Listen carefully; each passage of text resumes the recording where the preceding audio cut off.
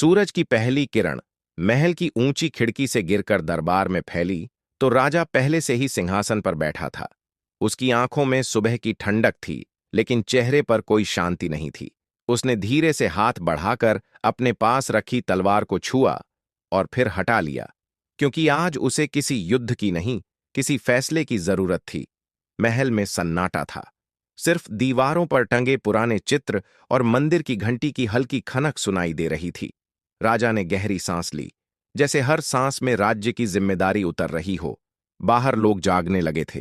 चौपाल में हलचल हुई।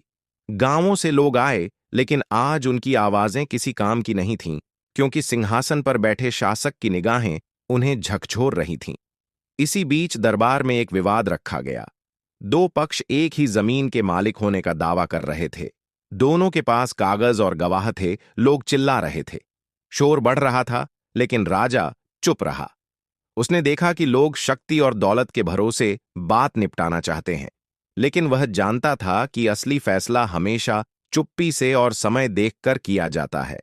उसने अपनी आंखें मंदिर की घंटी और दीवार पर टंगे धर्मचक्र की ओर लगाईं, जो वर्षों से घूमता नहीं था, पर हर फैसले में मौजूद रहता था।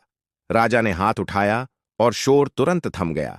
लोग समझ गए कि अब जो होगा वो उनकी उम्मीदों से अलग होगा। उसने दोनों पक्षों को कहा, जो आज सही है उसे कल भी सही साबित करो, और दरबार भंग कर दिया। लोग हैरान थे, क्योंकि राजा ने पहली बार फैसला टाल दिया था। उस रात वह मंदिर की छाया में अकेला बैठा था। दीपक की लौ सीधी जल रही थी।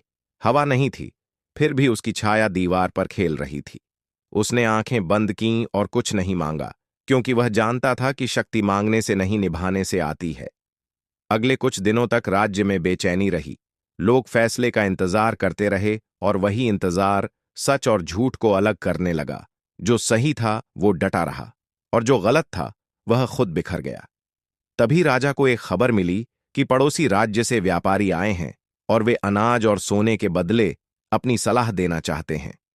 पर राजा जानता था कि लोग अपनी दलीलें लेकर आए हैं। उनके शब्दों में चालाकी छिपी थी, इसलिए उसने स्वयं उनके सामने न जाकर अपने भरोसेमंद सचिव को भेजा, ताकि सबूतों के साथ आए और राजा फैसला खुद देख सके। दरबार में फिर से हलचल हुई। व्यापारी आए और अपने अनाज और खजाने का दावा पेश किया, लेकिन उनमें से एक झूठ बोल रहा था। राजा ने चुपचाप सब सुन लिया और धीरे से कहा, जो अपनी चीज को नुकसान पहुंचाने से नहीं डरता, वही असली मालिक है। यह सुनकर सब स्तब्ध रह गए। झूठ सामने आया और सच्चाई की जीत हुई। उसी दिन राजा ने उन लोगों को सजा दी जो झूठ बोलकर प्रजा को धोखा देना चाहते थे, लेकिन सबसे बड़ी चुनौती अभी बाकी थी। आगे की कहानी।